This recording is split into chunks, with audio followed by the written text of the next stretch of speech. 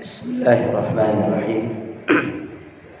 Assalamualaikum warahmatullahi wabarakatuh. Alhamdulillah,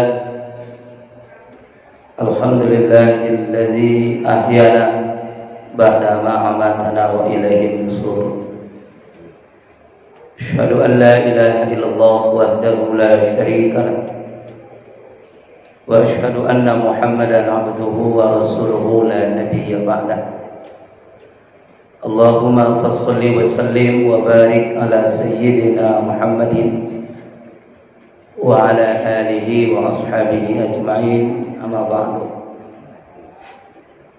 Faqala Allah ta'ala fi kitabihil karim, a'udzu billahi minasy syaithanir rajim.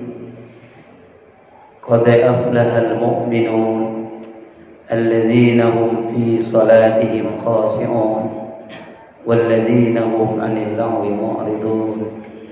Ila akhir ayat. Shadaqallahul adzim. Al-Muhtaramin yang sama-sama kita muliakan, para alim, para ulama, wabil khusus Bapak Imam Masjid, yang kita hormati segenap pengurus masjid, Bapak Ibu, para orang tua-tua kami, hadirin wal hadirat jamaah subuh rahimakumullah. Kembali kita bersyukur kehadirat Allah Subhanahu wa taala dengan ucapan tahmid yang sempurna. Alhamdulillahirabbil alamin. Allah yang Maha Rahman dan Maha Rahim, Maha Pengasih, tidak pernah pilih kasih. Allah yang Maha Sayang, sayangnya tiada terbilang. Dan Allah tidak pernah berhenti sesaat pun memberikan nikmatnya kepada kita. Makanya kita diperintahkan Allah untuk senantiasa mensyukuri nikmatnya. Inna a'tainakal kautsar fasholli li rabbika wanhar. Salah satu bukti kita mensyukuri nikmat Allah ialah dengan kita menunaikan, melaksanakan ibadah salat. Mudah-mudahan salat kita diterima oleh Allah Subhanahu wa taala. Amin ya rabbal alamin. Salawat beriring salam untuk Nabi kita yang mulia, Nabi yang agung, Nabi besar kita Muhammad sallallahu alaihi wasallam. Biqaulina Allahumma salli ala sayyidina Muhammad wa ala ali sayyidina Muhammad. Bapak Ibu jamaah rahimakumullah, kita sudah berada hampir di pertengahan bulan Sa'ban. Insyaallah sesuai dengan kalender, Kamis malam Jumat depan kita sudah memasuki malam nisfus Sa'ban, malam 15 bulan Sa'ban, di mana kita semua sudah maklum bahwa malam nisfus Sa'ban itu dalam hadis riwayat Ibnu Majah dan Imam Baihaqi dari Abu Hasan Al-Asari radhiyallahu an, Nabi sallallahu alaihi wasallam menyampaikan, innallaha azza wa jalla, sesungguhnya Allah Subhanahu wa taala ketika datang malam separuh bulan Sa'ban, malam 15 Sa'ban, malam nisfus Sa'ban, maka Allah memandang kita hambanya dengan pandangan Rahman dan Rahimnya, pandangan kasih sayang, dan Allah memberikan ampunan kepada semua hambanya kecuali yang tidak diampuni Allah. Dalam hadis itu ada dua. Pertama, orang yang berbuat syirik. Yang kedua, orang yang memutuskan hubungan dengan saudaranya. Orang yang memutuskan hubungan silaturahmi dengan saudaranya. Oleh karena itu, mari kita song-song nisfus Sa'ban, Kamis malam Jumat yang akan datang dengan penuh keimanan dan persiapan. Mudah-mudahan dosa-dosa kita diampuni Allah Subhanahu wa taala. Bahkan dalam hadis riwayat Imam An-Nasa'i dan Imam Ahmad bahwa ketika malam nisfu Sya'ban Allah akan mengangkat catatan amal kita. Sehingga para ulama menjelaskan amal kita ada yang diangkat setiap hari. Kapan? Setiap selesai sholat asar sampai datangnya masuknya waktu maghrib. Itu saat amal kita diangkat kepada Allah setiap hari. Ada juga yang diangkat setiap pekan. Kapan itu? Ada yang mengatakan di hari Kamis, ada yang mengatakan di hari Jumat. Ada amal kita yang diangkat kepada Allah setiap tahun. Kapan itu? Ketika malam nisfu Sya'ban. 99 catatan amal kita akan dihadapkan kepada Allah, disimpan di Lauhil Mahfuznya Allah, dan nanti tentu akan kita lihat catatan amal kita itu di hari akhirat. Bapak Ibu jamaah rahimakumullah. Jadi Sya'ban, kemudian insyaallah menjelang berikutnya datang Ramadan kepada kita. Dan sudah kita tinggalkan bulan Rajab. Makanya Anas bin Malik menceritakan ketika 3 bulan sebelum Ramadan masuk, di bulan Rajab saja Nabi sudah berdoa, Allahumma barik lana fi Rajab wa Sya'ban wa ballighna Ramadan. Ya Allah, berkahi kami, kata Nabi, ketika kami memasuki bulan Rajab. Berkahi pula kami di bulan Sya'ban. Sampaikan umur kami ketika kami menyambut datangnya bulan suci Ramadan. Bapak Ibu jamaah rahimakumullah. Ada seorang ulama tasawuf, nama beliau Syekh Ibnu Ajibah. Beliau mengarang sebuah kitab I'qadul Imam, dan kitab ini merupakan syarahan dari kitab Al-Hikam, karya besar dari Imam Ibnu Athaillah rahimahullah. Kata beliau, ibadah yang kita lakukan, apa saja bentuk ibadahnya, terutama ibadah sholat lah. Kalau kita contohkan pagi ini ibadah sholat. Ibadah sholat yang kita lakukan, kata beliau, harus memenuhi 3 dimensi. Jadi harus meliputi 3 dimensi yang ada dalam diri kita. Yang pertama, kata Syekh Ibnu Ajibah, ibadah kita itu meliputi zahir kita.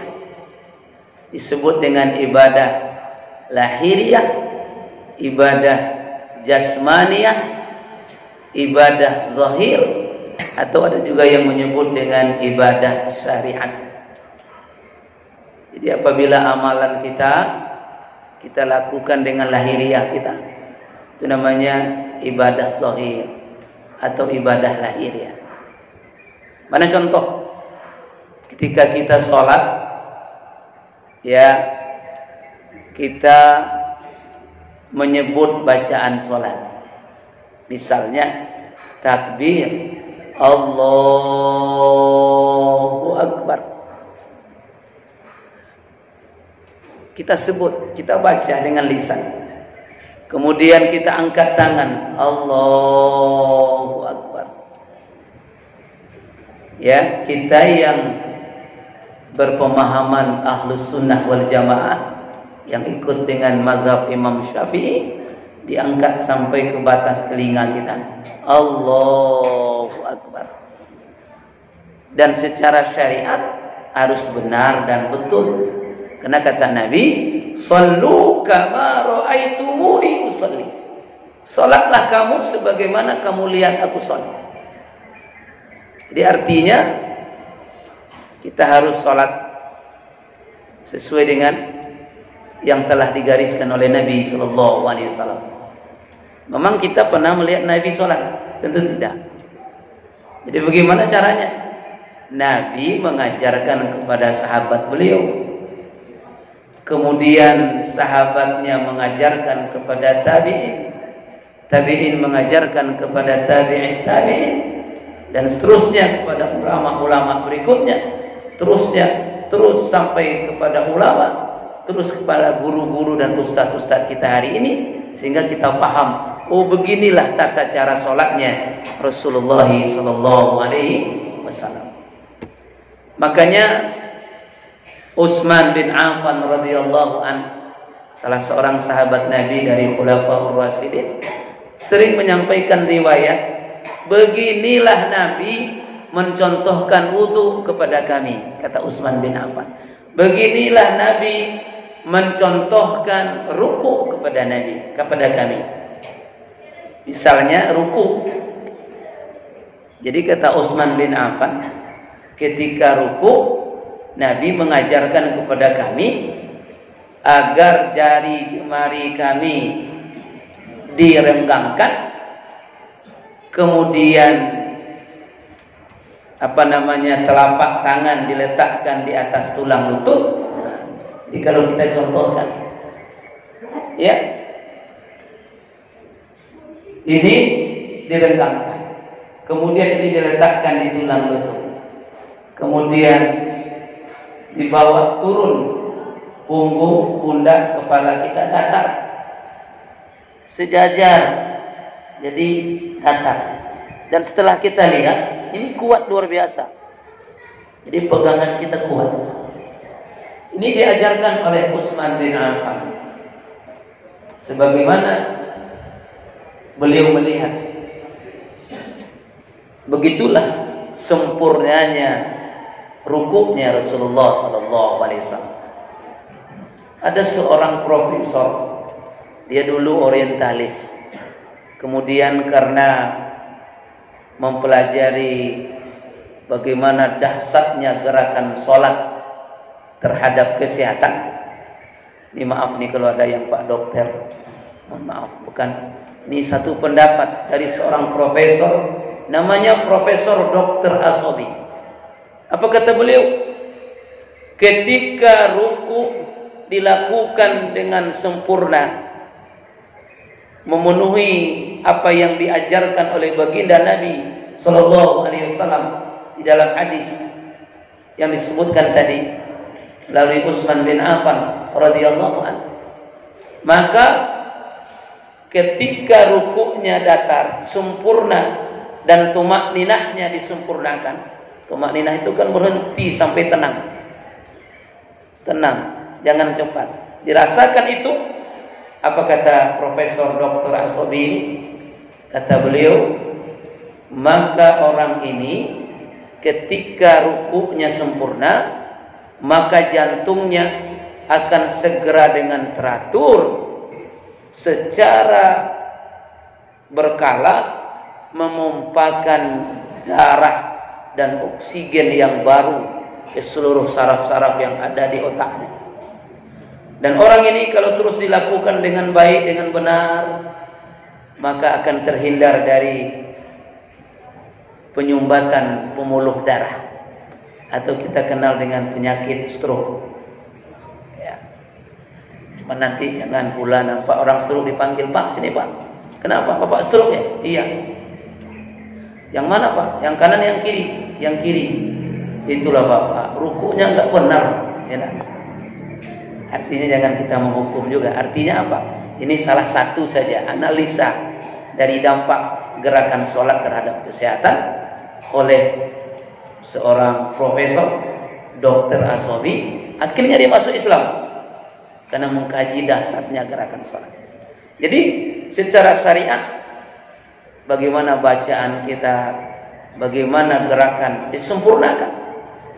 Makanya kalau kaidah fikih, sholat itu ialah beberapa ucapan atau bacaan dan beberapa gerakan yang dimulai dengan takbir, kemudian ditutup dengan salam, Ya, kalau itu kita lakukan dengan sempurna, secara syariat, secara fikih, sholat kita sudah sah. Nah, tapi kata Syekh Ibnu Ajibah, kata beliau, harus ada dimensi lain yang juga ikut sholat ketika kita sholat, yang ikut beribadah ketika kita melakukan ibadah kita kepada Allah Subhanahu wa ta'ala. Apa yang kedua?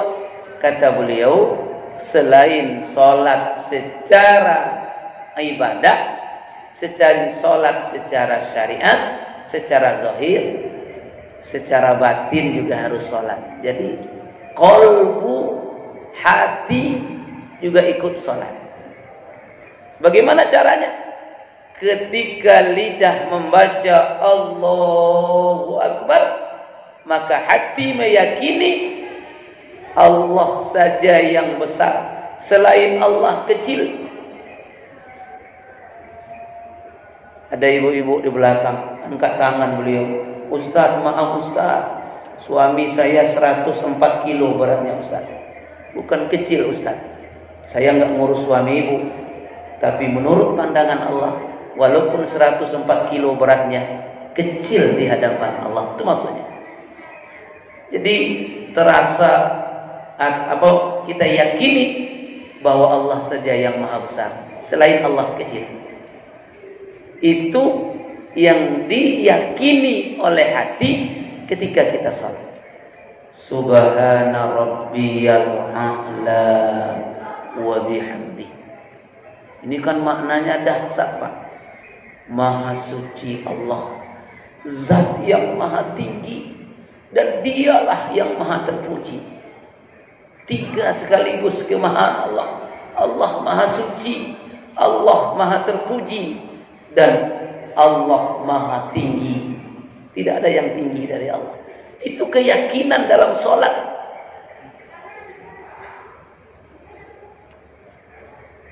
Kemudian kata beliau, dimensi yang ketiga, ruh dan jiwa pun harus ikut merasakan apa yang diyakini oleh hati. Tadi lidah membaca apa? Jasmani bergerak, betul, benar. Hati meyakini, mengimani. Jadi ada Islam, ada iman, dan ruh, jiwa merasai. Itulah ihsan. Anta'budallaha ka'annaka tarahu. Beribadahlah engkau kepada Allah, salatlah kita ini kepada Allah seolah-olah kita melihat Allah. Tapi apabila kita tidak mampu melihat Allah, fa innahu yaraka, ketahuilah Allah itu pasti melihat kita. Ini hal yang perlu kita rasakan ketika kita sholat. Sholat zahir, sholat hati, sholat ruh. Apa yang dirasakan oleh ruh, apa yang dirasakan oleh jiwa, itu yang tadi. Selalu merasakan bahwa Allah melihat kita. Ma'ayunallah. Allah selalu mengawasi, Allah selalu mencatat, Allah selalu melihat. Jangankan kita yang besar ini, semut hitam berada di atas batu yang hitam, di dalam laut yang dalam, di malam yang kelam, itu pun dilihat Allah. Apalagi kita. Itulah yang dirasai oleh ruh, yang dirasai oleh jiwa kita ketika kita sholat. Ya, jadi memadukan yang tiga ini. Maaf, di dalam kajian ilmu tauhid, kalau ada seseorang berbeda antara berbeda antara zahir dengan batinnya, berbeda antara mulut dengan hatinya. Orang nan berbeda, lain di mulut, lain di hati. Menggunting dalam lipatan, menuhuk kawan seiring, bagaikan musang berbulu ayam. Itu apa namanya, Pak? Munafik. Maaf, di dalam kajian ilmu tasawuf, kalau seandainya di dalam kajian ilmu tauhid, kalau baru hanya sholat kita zahir saja, baru saja lisan saja, baru saja gerakan anggota jasmani saja, belum lagi menyatu dengan hati. Hati-hati, dalam ilmu tauhid itu namanya sholat munafik. Jadi kita padukan yang tiga tadi, apa yang ada di lisan, kemudian kita yakini dengan hati, kemudian kita rasai dengan ruh dan jiwa kita. Menyatulah tiga-tiga ini, nikmat sholat kita, lezat kita beribadah. Oh, ini berat ini Ustaz. Tidak juga. Apakah Ustaz sholatnya sudah seperti itu? Mungkin belum. Kita sedang berupaya, sedang berlatih, sedang belajar. Ada enggak doanya Ustaz? Banyak doa. Untuk sholat kita khusyuk, untuk sholat kita baik, banyak doa. Tapi doa yang paling penting, Allahumma paksain. Paksain berlatih, Pak, untuk menyatukan yang tiga tadi. Kan ini penting dan perlu. Makanya kata Imam Al-Ghazali, kalau yang tiga ini sudah menyatu yang tiga tadi, sholat lisan kita, sholat hati kita, sholat ruh kita, beribadah lisan kita, jasmani kita, beribadah pula qalbu hati kita, beribadah pula ruh kita. Apa saja ibadah kita? Apakah ibadah haji, ibadah zakat, ibadah puasa? Satukan yang tiga tadi. Kata Imam Al-Ghazali, kalau ini sudah ada pada diri seseorang, akan terlahir darinya 5 kepribadian yang sangat mulia. Jadi ini tolak ukurnya, kata Imam Al-Ghazali.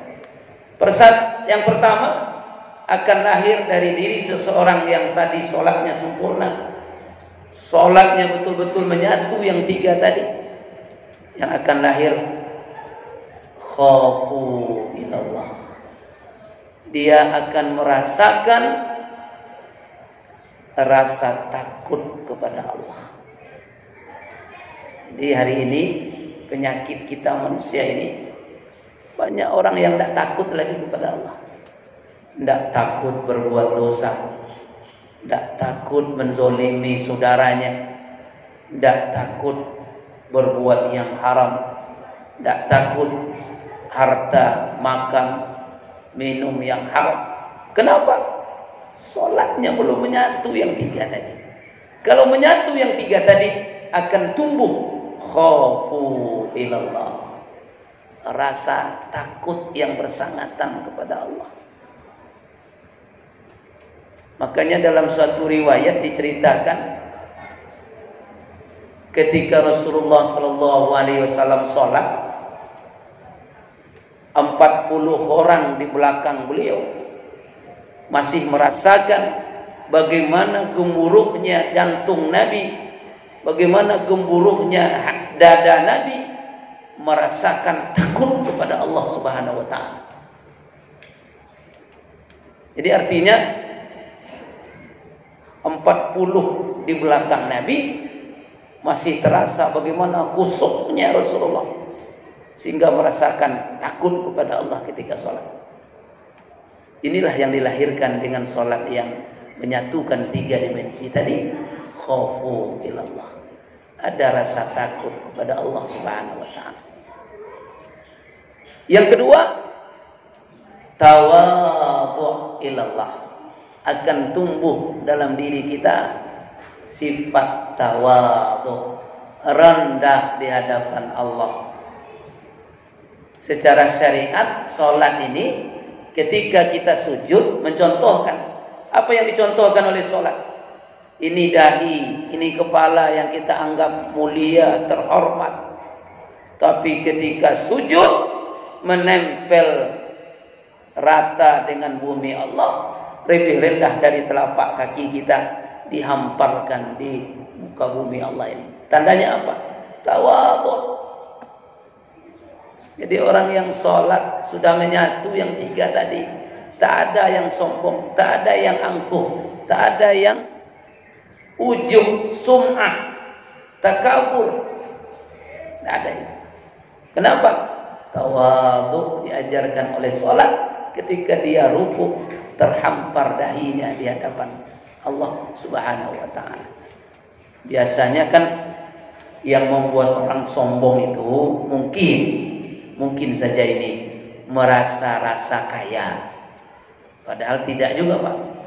Karena ada cerita Nabi Sulaiman ingin ngasih makan ikan Allah saja 1 kali saja, bukan 1 hari, Pak. Ikan aja baru, belum yang lain. Kata Allah, silahkan Sulaiman.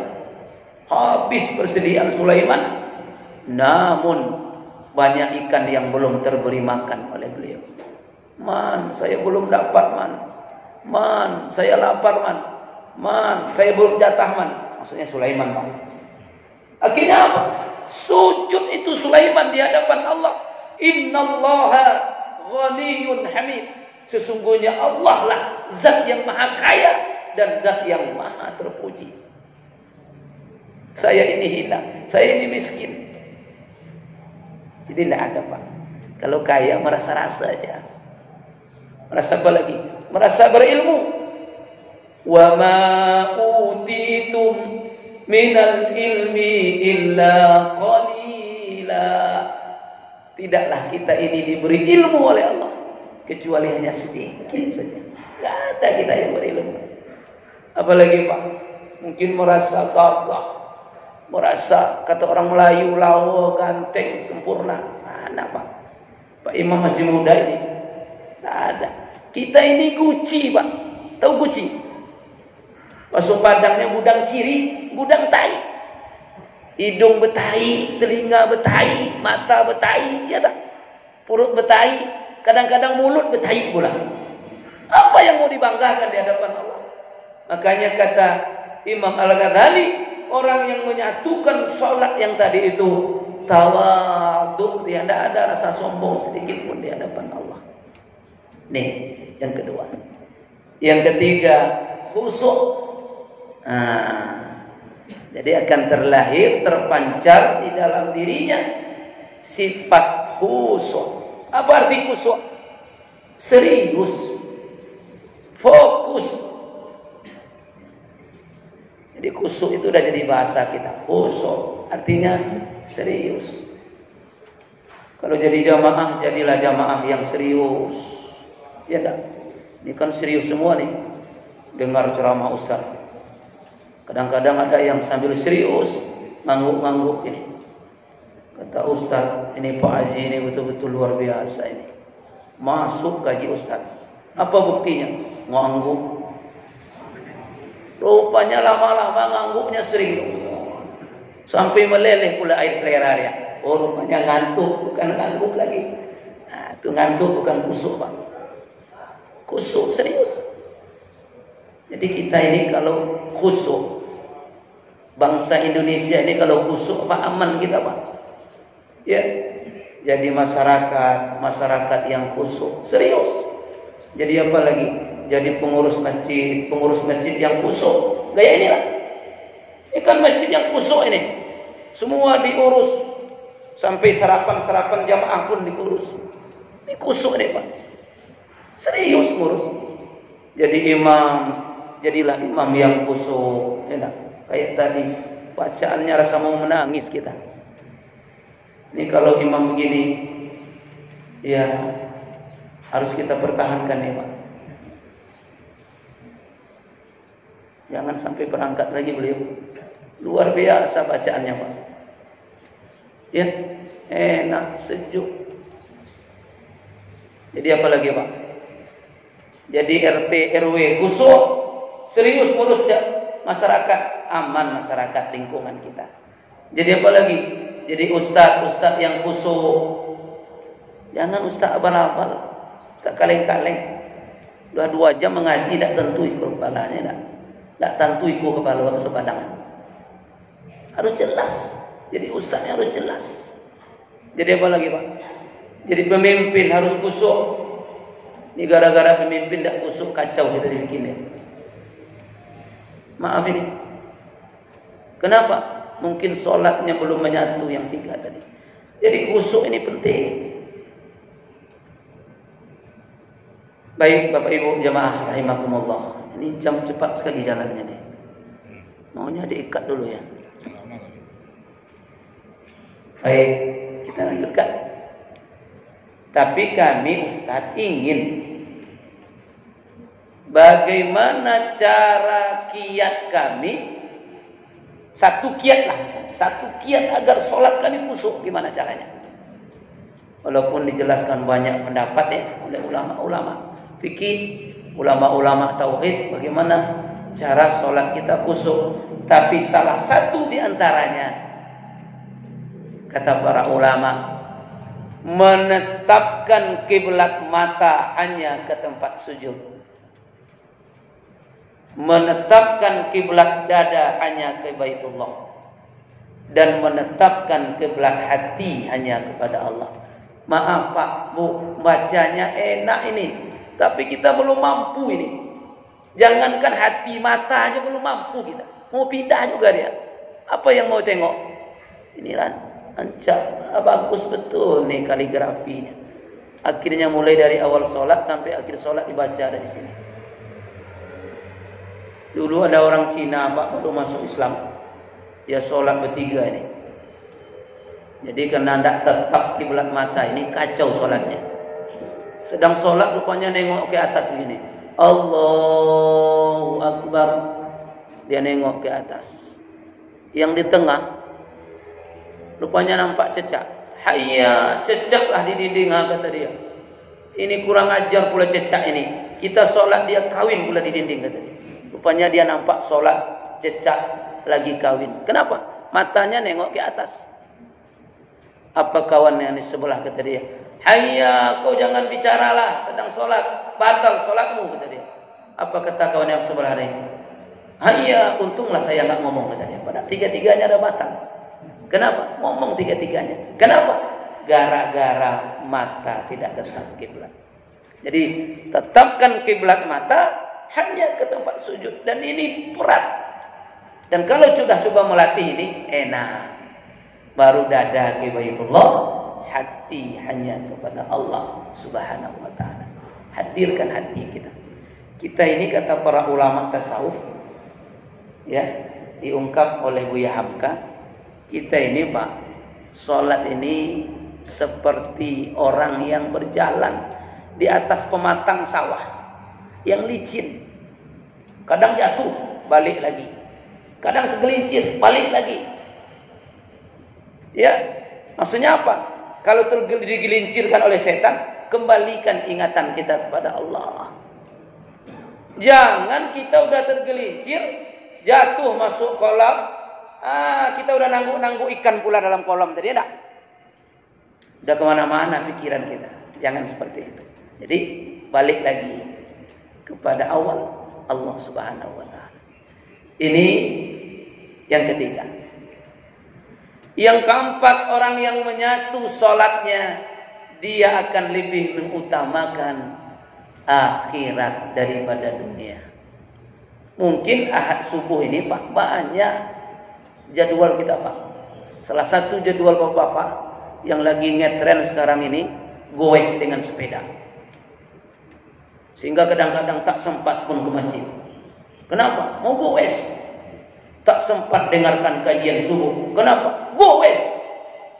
Orang yang mengutamakan akhirat, datang dulu sholat subuh, ikut kajian subuh, matahari mulai terbit, baru kita goes. Nah, kan sehat Pak. Kenapa dia bisa begitu? Karena sholatnya menyatu yang tiga tadi. Akhirnya dia paham. Oh, ini yang harus kita kejar. Akhirat ini dulu. Kenapa? Inilah yang akan kita bawa mati. Ya. Terakhir, husnul khuluq yang kelima. Orang yang menyatu sholatnya, insya Allah akan memancarkan dari dirinya akhlak yang mulia, akhlak yang terpuji, akhlak yang baik. Bapak Ibu jamaah rahimakumullah, ini beberapa hal yang perlu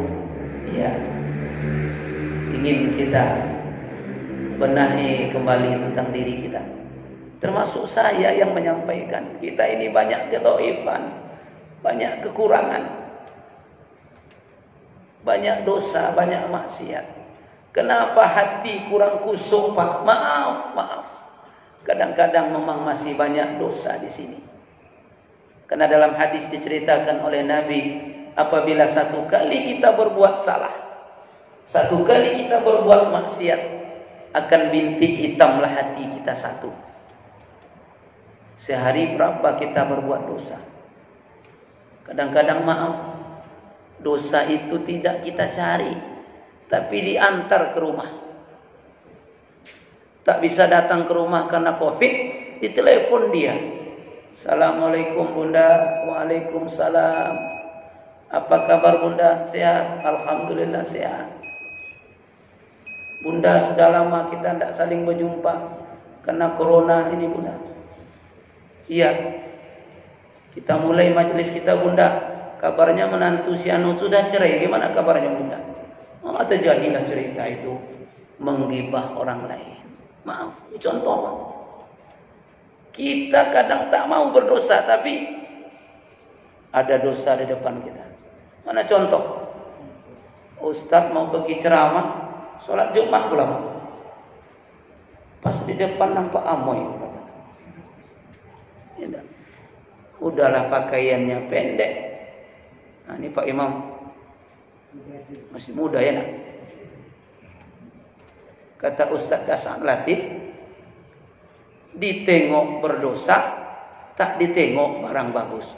Astagfirullahaladzim. Tidak ya? Itu kata Ustadz Dasan Latif, bukan kata saya. Artinya apa?